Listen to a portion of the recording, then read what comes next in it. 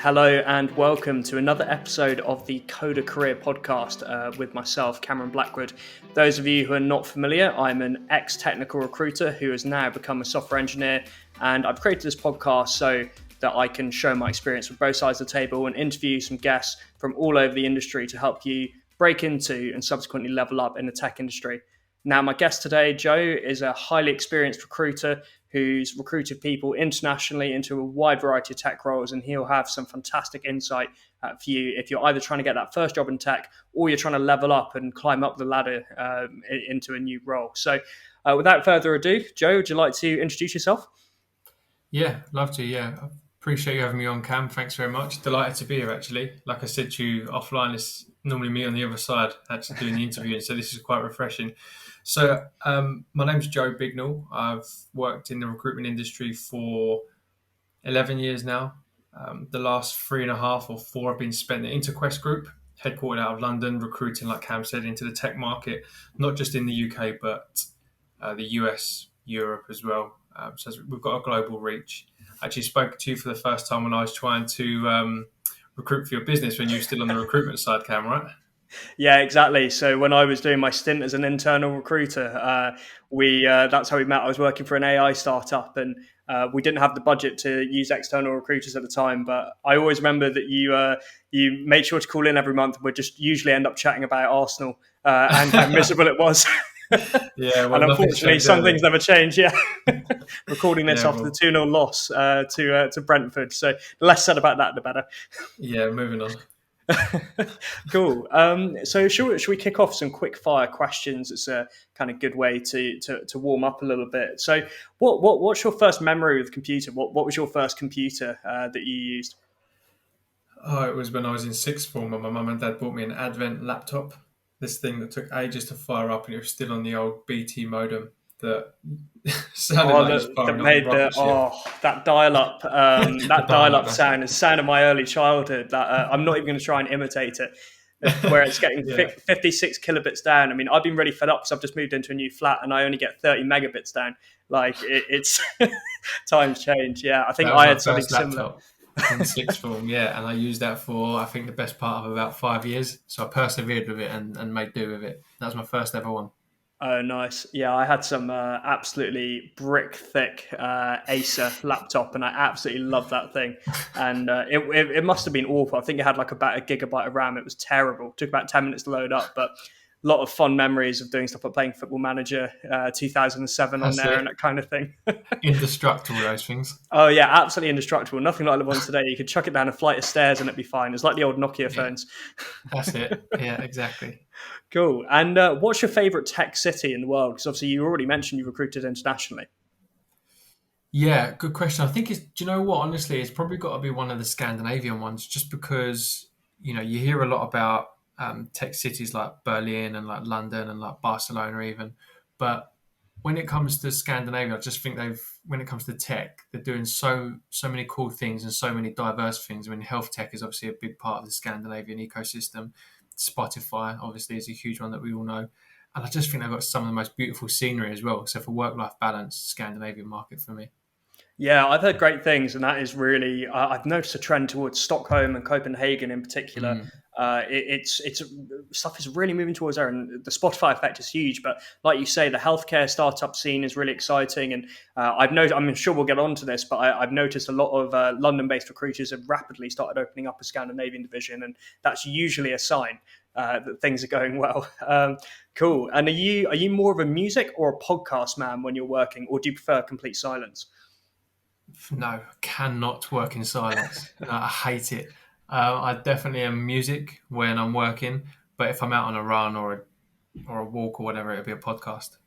A related question: What was the last thing you played on Spotify? Oh no, it's going to be embarrassing because my missus had the control of the Spotify today. Let me check.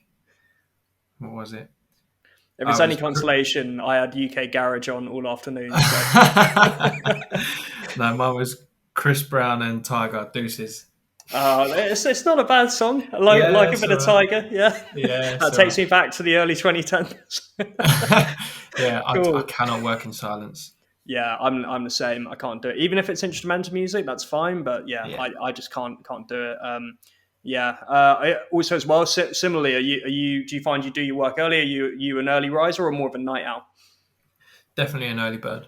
Yeah, definitely an early bird. Yeah, I'm up at about 6-ish, even if I don't start work for a couple of hours, just to sort of get the brain engaged and have my coffee and get the day going. Do you know what it is? Since I've been working from home as well, I sort of, when you're in the office, you kind of have an hour's lunch break and then you crack on again. But now I'm kind of extending my lunch and working a bit later into the day. So it's kind of like breaking the day up. I've got a big chunk in the morning, nice couple of hours at lunchtime to do some downtime and then some admin and then crack on again in the afternoon. So it's changed a bit actually in the last 18 months. Yeah, it's definitely so much better to have that extra time in the morning. I mean, I can't claim to be getting up at 6. I'd be a liar if I said I did. But just having that extra bit of time, I was very much, when I was still working in the office, the kind of guy who was leaving the flat at 8:28 with toothpaste stains on his t-shirt and that kind of thing. I'm not the best in the mornings. I'm much more of a night owl. So work from home has been an absolute blessing for me because I can actually get up and have a bit of time before I get anything done. It's So such a yeah, common theme amongst programmers and software engineers that they go longer into the night and then it takes yeah. them a couple of hours in the morning to get going. Yeah, that's a funny thing you say that actually, because I've having been on both sides, doing the sales and recruitment and doing the programming, definitely that is a really interesting observation. There's more early birds on the sales side and much more night owls on the technical side. I It's don't know. because There's all the probably guys some in study. sales want to get to the pub at 5 o'clock. That's a good point. To be fair. You might have cracked it there, but then that also harms the early bird theory because if you're waking up feeling a bit groggy, but maybe you just want to get it out your system. So Oh no, we're used to it. We're hardened. yeah, that's true. Speaking of, because this could potentially be a cure for feeling a bit ill the next morning. Are you a coffee or tea? Coffee all day long. Yeah, I'm the Yeah. same. Potentially Red Bull, depending on the kind of morning it's been. But Yeah, yeah, coffee and Red Bull in one. Like a yeah, turbo coffee. got to be the way. Yeah. And final question: if you weren't working in the world of recruitment, what do you think you'd be doing? Definitely something within sport, like a PT, working in a gym. Definitely something within sport. Yeah. Nice. Yeah, I've. It's always a common theme with people working in recruitment and sales and love the sport. I think it's because of the competitive drive and loving smashing the targets is definitely a common theme I've found. There's Yeah. always good sports chat in the recruitment office. Oh, absolutely. Yeah. Well, like you said, used to just chat about Arsenal all the time, so that's Yeah. where it comes from. Cool. So, kind of going on to more longer answers here. What actually led you to the technical recruitment industry? How did you end up working here? 'Cause you've worked in it for quite a while now. Yeah, absolutely. So, typical answer, 9 times out of 10, you'll hear this, is that, I just fell into recruitment back in 2010 when I was on the football pitch, actually. One of the lads in front of me was talking to someone else about recruitment, and I'd literally just come out of college and started a 2-year university course. And I thought, oh, that sounded pretty good. So, the short story is I dropped out after 3 weeks of uni and started in recruitment. And initially, I just sort of loved the lifestyle because this is back in 2010, so I was only 20, and just the lifestyle of the sales environment is a buzzing environment. I've never been in an office before, so that was pretty cool. And then I guess the commission that was coming in as well, but it was more about just the camaraderie and the banter that you'd have between all the boys in the office. I'd never really experienced that before, and then I was hooked straight away. But that wasn't tech. That was, well, kind of tech. It was telecommunications. So that was not that far removed from tech, but still different enough. And then I stayed in telecoms for 8 years, 8.5 years, telecoms recruitment. And it was always contractors into Europe. So that was the market that I did. And then since joining Interquest nearly 4 years ago, completely moved left field and went into software development, which is obviously where I started talking to you. And it's a completely different market, completely different kettle of fish in terms of the world that you're recruiting into and the type of people you're talking to. So I'll be in tech recruitment for a long, long time. I guess as you get older as well, your kind of priorities change. So now I'm looking to leave a lasting impression on everyone that I work with, whether it's a candidate, a client, whether it's doing a podcast like this, kind of thinking about these types of things. Whereas before, it was more about thinking about the lifestyle, thinking about having a good time in the office and having that commission that came in. you kind of think about the future a bit more now, and the way you conduct business has changed. So that's what led me to it, and that's what's kept me there. That's really interesting. And I've noticed, I mean, I left the recruitment industry I left the agency side in 2017.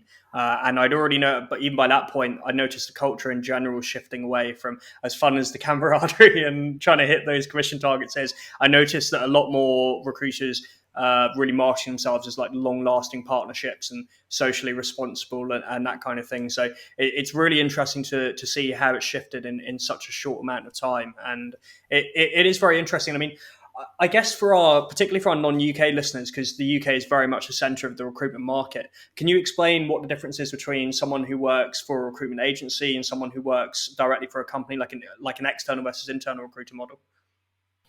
Yeah, I mean, I've never done internal, but I've worked with plenty of internal recruiters as a partner.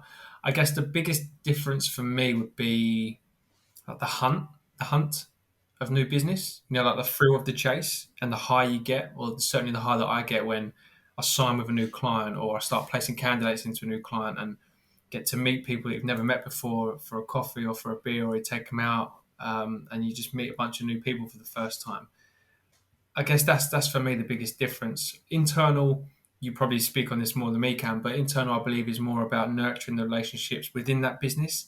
And then, you've got a job to identify what each different line manager responds to, and how they work and how they like to review candidates and what kind of pressure points to push. So it's more about being ingrained in the culture when you're an internal, and being a larger part of the sell, like the culture sell Mm. when chatting to candidates. Whereas I think external for me is very much, like the hunt and the thrill of the chase. So my job is 360. So 360 basically means candidates and clients. So I'm picking up business and I'm also filling the roles rather than just doing one or the other. And that's what I've always done. Yeah, so it's for doing that, it's quite tricky to be able to balance doing the sales side and having to recruit. So it's a tricky job doing 360. So, but a rewarding one, I bet, especially when you land someone a really good new opportunity. Yeah, absolutely. Yeah, and I feel like it's definitely a long term gain as well. Because if you're building relationships with a startup, and then in a year's time they've raised a Series B or a Series C, and now they're going to a scale up, and you were one of the first people in there to recruit for them, they'll take you along with that journey. You don't, even if you're an external, you get to go and meet them, you get to go out with the team, you get invited to like Christmas parties. So I think it's definitely more of a long-term gain as well, and especially candidates. I mean, you could place a candidate one day as a software developer, and then in a year's time, he's now an engineering manager, and it could turn into a hiring manager for you into a new business. So there's all these different possibilities you need to think of, and it goes back to what I was saying in your earlier question about leaving a lasting impression on everyone that you work with. So it will come back to you in some way, shape, or form. Yeah, you never know. So even though it's such a big industry, it's also a small industry on the contrary at the same time, because everyone seems to know each other, and the recruitment industry and the tech industry work so well, and people like to stick with the partners they know. I mean, we've probably known each other for must be getting on 4 years, maybe 3 years, and that's actually a relatively short amount of time in terms of recruitment partnership. So yeah, it's an interesting one, and it's a tricky job, and it's interesting what you say about the internal side of things, and it is very much about managing your internal hiring managers as clients. I never really recruited for any large organizations internally myself. I worked as a consultant, as a firefighter, basically for startups. They would call me and say, "Look, Cam, when we're a year behind the recruitment, we need 10 DevOps engineers in 3 months. Just please do what you can." Oh, mate, I know that well. Yeah, so it's one where you're just sort of smashing LinkedIn, and it's funny because it's still a sales role, but it's almost an internal sales role in a weird way, because you're trying to get the candidates to sell themselves properly, and you're battling against competing offers where you don't really know what's going on the other side. So it's a strange one, and I do sometimes miss the how dramatic things would get, but then I remember my heart rate as well, so it's probably a good thing. Mate, well, you see this on my wrist. I've got the Whoop here. I know the people Oh, listening won't be okay. able to see it, but I've got the Whoop, and it tracks your heart rate variability, and you can track all sorts on it. It's pretty cool. And when you're like on the edge of a deal coming in and it's the last day of the month and you need it to hit your quota, your heart rate does go up a little bit. Yeah.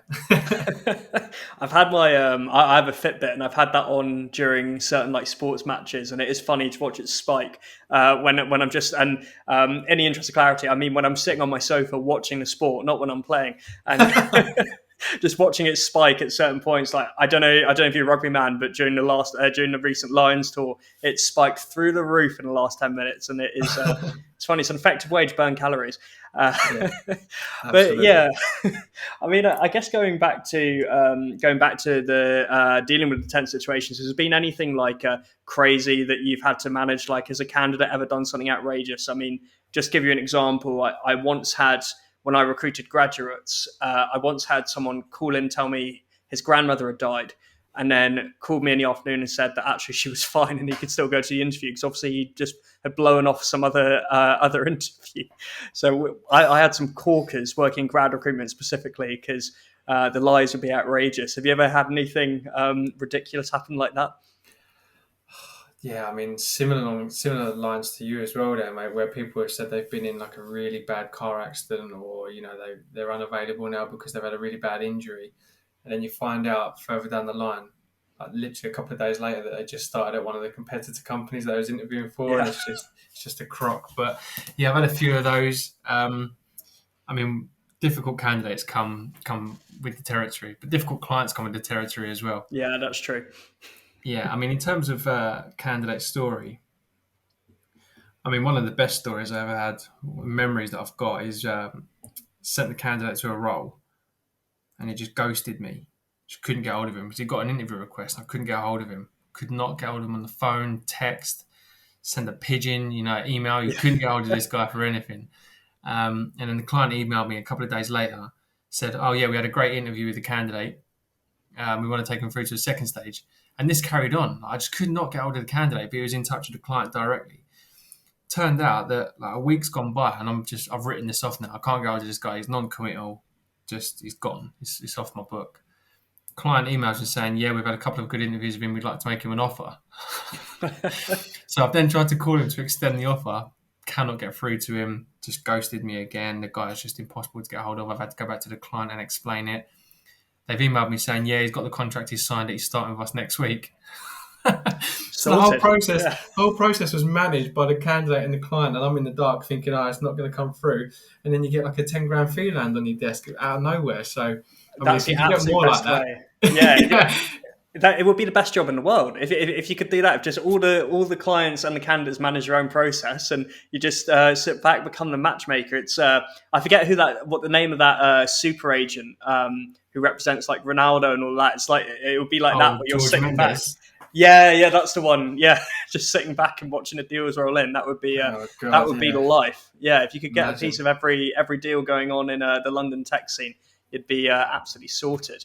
Don't get Um, me wrong, it was great when it came in and landed on my desk, and then we got the PO sent through. But that whole sort of week and a half, I'm sitting there, sort of putting my hair out, thinking, "Is this guy going to go in? Is it not? I've got budgets to hit. You know what I mean? You want to know how much your figures are, and it's so stressful. Yeah, I did a lot of recruiting in Germany when I was doing the external recruitment. So a lot of time there's a language barrier there as well. So sometimes it could be really confusing if I wouldn't know what was going on in my processes because my German is awful, and it was my obligation to try and speak German, but sometimes stuff really would slip through the cracks. So it was yeah, very it was quite tricky. Um, and I guess speaking to that, if we're talking about standing out in a positive way, what are some things that maybe someone's listening, they're trying to get their first or maybe their second job in tech? As a seasoned recruiter, what are some things you look out for on a CV? Because I guess particularly for the junior roles, you probably get quite a lot more applications than you would for a senior role. Is there anything you see that makes you sit up and think, right, I need to speak to this person? yeah. I mean, if you're looking at CV after CV, first of all, you want to read it and see how it's written. If they talk about themselves in a certain way, if they're actually highlighting that they've got a really really active GitHub already, that obviously goes a long way.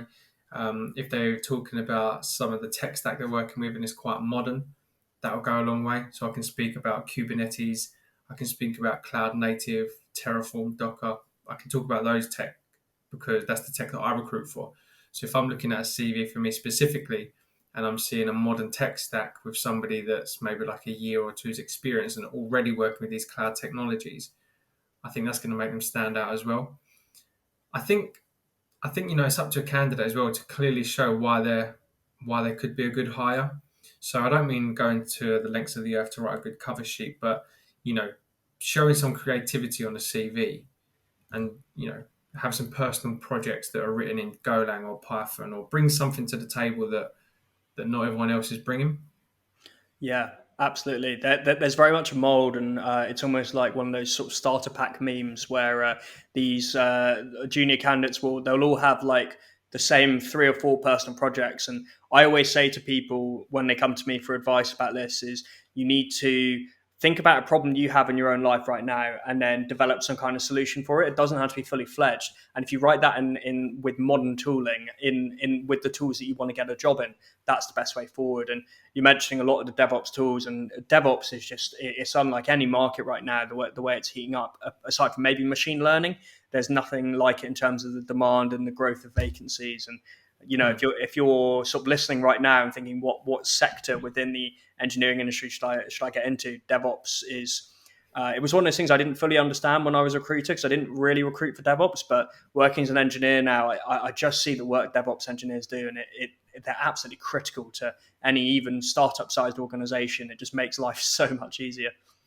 Yeah, DevOps can be a bit of a minefield though, because DevOps to 5 people, you'd get 5 definitions Mm. about what DevOps is. You could be coming from a Linux infrastructure background.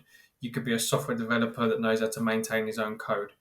You could be someone that's actually a site reliability engineer, but they're just calling it a DevOps engineer because it's more of a popular job title. So it is a bit of a minefield, but I do agree. Yeah, I think that DevOps is, I mean, it's my market, right? So I Yeah. definitely know that it's blowing up. I definitely know that it will blow up. But I do get a little bit worried when a client says, "All right, I need 10 DevOps engineers." My first response is, "Okay, do you like what are these guys actually going to be doing for you? What's the plan?" And then a lot of the times, it could be, "All right, we actually need 3 or 4 third line infrastructure engineers that know how to work with the devs and with the ops, and then know how to basically be a project coordinator." All right, fine, but you're calling it a DevOps engineer.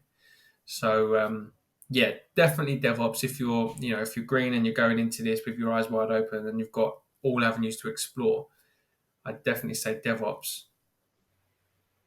Yeah, it's a very important point you raise as well, is to not always uh, sort of judge a book by its cover, in the sense of people might say something is a DevOps job, and actually it may well just be like an old school sysadmin or even third line support. Like, not that there's anything wrong with doing those roles, but it's not really what modern cloud DevOps kind of is. And it's definitely worth really digging down, and for a candidate asking the questions, and making sure that if you're working with an external recruiter that they know kind of what's going on, which is quite a good segue actually into what I wanted to ask you about. Obviously, you've worked with tons of people who are also external recruitment consultants. How can a software professional of any level tell if they should work with a particular partner or not? Because it's very much a partnership, and if you work well with a partner, as you said before, you can place someone again and again and use them to hire. What should people look for? I definitely feel that there's a lot to be said about the way that recruiters engage on social media at the moment.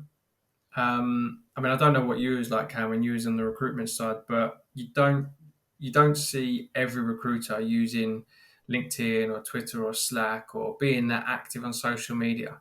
I'm the complete opposite. I think that every good recruiter should be active on social media because you want to be engaging as possible with your network, right? Your clients and your candidates, not just one or the other.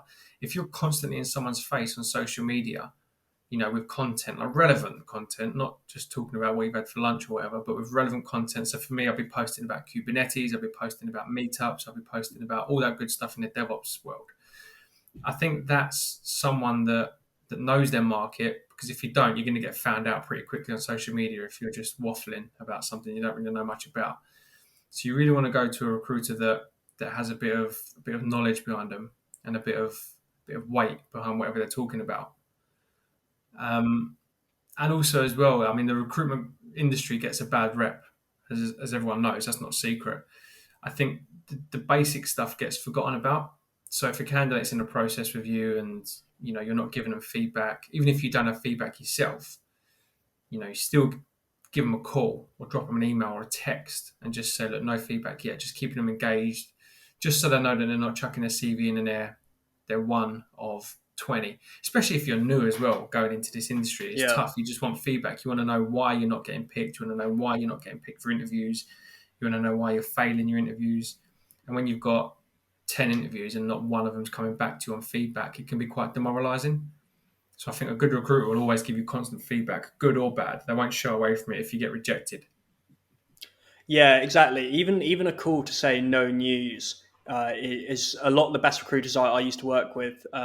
In fact, one of the companies I worked with was kind of right in the middle of being external internal. It was like a recruitment software platform, and we would have what we called talent advocates. So basically, people that worked with the candidates through their process, and it was the ones that always did the best were the ones that would call their candidates, just say, look, I don't have any news right now, but here's what's going on. And it's just keeping people in the open about what's going on. And I think that the more open a recruiter is with you, the better chance there is that they're someone to work with. Because even if they don't have a perfect opportunity right now, they're the kind of person you want to work with down the line. You absolutely don't want to end up ghosting or that kind of thing. And the sort of person that were, say, if you're a junior, they can't necessarily help you get a job immediately, but at least if they give you some advice and that kind of thing, then they're the kind of person you're going to want to work with down the line. You don't want to work with people that ignore your messages first off, and then in 3 years' time, they're all over you because they have a job now that you can fill. Now that It's you're a one of those mid-level ones. dev and you've done all the Yeah, hard work yourself. Yeah, exactly. exactly. That's it. Yeah.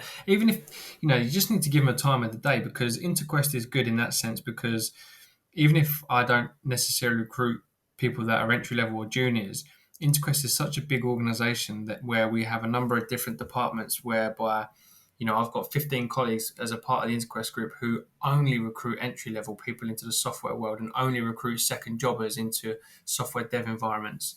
So just to say, look, I don't have anything for you, but reach out to these guys and they'll definitely have something for you. Even that can literally change someone's year, because they can get an interview, they can get a job, they can actually get spoken to properly on a level where they know there's a real job at the end of it, rather than just fobbed off. Yeah, absolutely, and that's fantastic that Interquest has a team dedicated to working with entry level and second jobbers. And if I owned a recruitment agency, I would definitely try and do the same thing, because working and investing in someone early in their career, they might not be the biggest deal sizes in the world, but down the line, it provides a great relationship as well, because the company that you're recruiting them into will also need more senior people down the line. And that's really awesome to hear that's going on. And I think Mm. that's really good. I mean, related to that as well, we're talking about the amount of vacancies that we have, and it's a worldwide issue, but particularly in the UK. And there's been a lot of discussion recently about the technical skills gap we have in this country. We have so many unfilled vacancies, and the number keeps going up and up in tech. This must be a high estimate, but I heard apparently up to 500,000 tech vacancies would be available, but we don't have the people for them. That Half a seems million. remarkably high to me, and I'm not sure I believe it. But whatever it is, we know a lot. There's a lot of roles out there for people. What do you think we can do in terms of both public policy, companies can do to encourage more young people to skill up, get into tech, and enjoy and reap the rewards of what is both a quite intrinsically and extrinsically rewarding industry to work in? Yeah, well, I think you alluded to it at the start there, didn't you? This is like a global crisis. Obviously there's something going on in the UK where there's a skills gap, but there's a skills gap everywhere. If I'm recruiting for a company in Boston, there's a skills gap. If I'm recruiting for someone in Frankfurt, there's a skills gap. Um, I mean, the UK, if I'm being completely honest, I don't feel is in that bad of a situation right now. There's a lot of movement within software at the moment. Obviously, Brexit and the uncertainty around foreign talent, whether they could stay, whether or not. People were just getting frustrated with the lack of communication. So the left IR35 has obviously caused a lot of that as well, Oh with the yeah. changes in the contract. Yeah, that thing that we've forgotten about. So that's obviously coming now. And honestly, Cam, the amount of people that were contractors that were being forced to go inside IR35, rightly or wrongly, I don't know, but they were saying, do you know what? I'm just going to retire. And they're not even at retirement age, but they were literally that annoyed with the whole process that they were just retiring. So that's obviously caused a bit more of a gap than what was there before as well. But when you look at the tech economy in the UK, I mean, did you see the thing about Revolut this week? I didn't actually know. What was it? So Revolut have just been valued at $33 billion last month. So that's that's Britain's most highly valued private company. So it's obviously a London-based company. So when you got stories like that coming out, that does wonders for the UK economy, because when Brexit was around and with all these negative things about the UK being said over the last 5 years, and then you got this story about Revolut, that's going to obviously draw people in to want to join tech, because it's a cool place to work. The world's shifted where you don't have to do a 9 to 5 Monday to Friday in London anymore, or Manchester, or wherever you are. You can wear your jeans and trainers in the office. It's a cool job, And I think with the Revolut story and with a number of other stories that have come out about the UK startup scene, it's only going to sort of attract more people in. I mean, something that Interquest are doing, which is pretty cool, and I mentioned to it a moment ago, was about the graduate scheme, but also the second jobber scheme as well. The second jobber scheme, they don't have to be people that are in software development for a year and then lost their job because of COVID or whatever, which is part of it, but that's not all of it. These guys can be doing whatever. They could have like a 5 or 6 year career in whatever industry. But what Interquest are doing is we're putting them on our payroll, and we're actually training them in Java, in Python, in Golang. Okay. We're training them in JavaScript, and then we're redeploying them. And these aren't graduates, these are second jobbers. They've got that little bit more life experience behind them, which means a lot to some employers. But their first job is in the sense of software development. So Interquest are doing that, and then we put them on site at large corporate clients as well to be able to increase the amount of software devs they've got on site. Yes, with juniors, but at the same time, it's getting more people into the tech scene. That is really interesting, yeah. Yeah, well, if Interquest are doing that, you know that other businesses are doing that as well. So, there are schemes going on like that. It's a pretty successful scheme, as you could probably imagine, with Interquest. We've been doing it now for the best part of a year. And, the skills gap's always going to be there, because the rate of development and digital transformation that's going on at the moment, mate, is so tough to keep up with that there's always going to be a skills gap, in my opinion. But it's just about how companies best kind of mitigate that with putting the right people in the right jobs. How many times you hear someone's not passed their probation?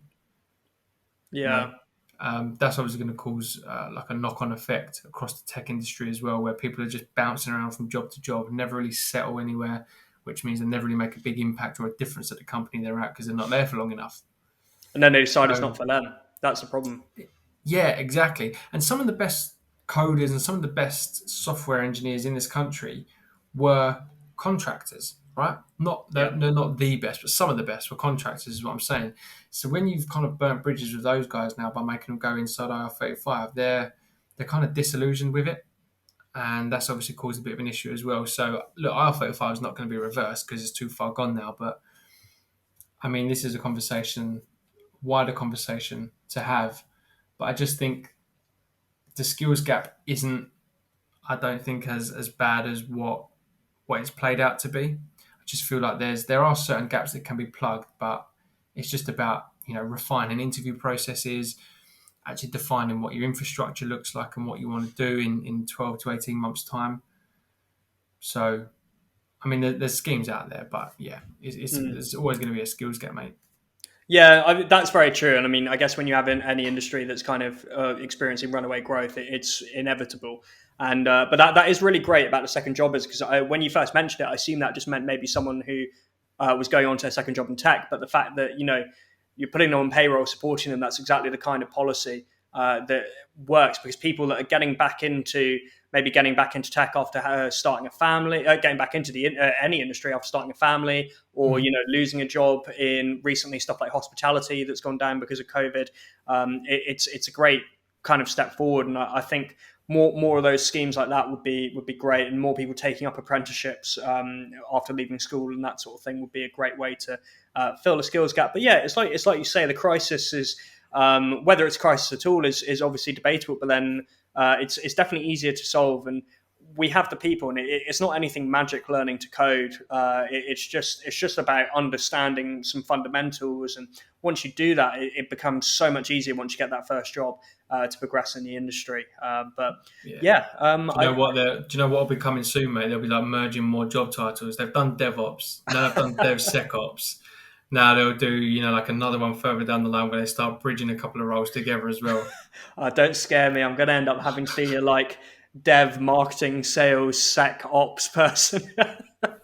It's coming. It's inevitable. It is coming. The more strings you have to your bow, the better. So it's definitely a good idea to get some exposure to multiple areas, and both your own personal development, but also as well for opportunities down the line as stuff. DevSecOps is a huge trend recently, so it's definitely worth keeping in mind. And every dev should learn about security, lest you have an absolute catastrophe on your hands. Cool. So I get that was the main questions I had for you. Did you have any questions that you were curious about asking me about anything to do with sort of recruitment to the engineering side of things? Yeah, I mean, in terms of yourself, how's the last few years been? I mean, obviously people would want to hear it from the horse's mouth, right? You've done recruitment, you've been on the sales side, you're now on the software side, and you're now doing pretty well from the outside looking in. So it's obviously worked out well for you, assuming it has worked out well for you and you're not pining to get back to recruitment. Not at the moment, but you never know. No. You never know. I do still really enjoy being part of the recruitment process. Like, that's something that will never leave me, and that is a lot of fun. I've just started a new role, so I haven't been fully stuck into it my new role yet. But yeah, it is.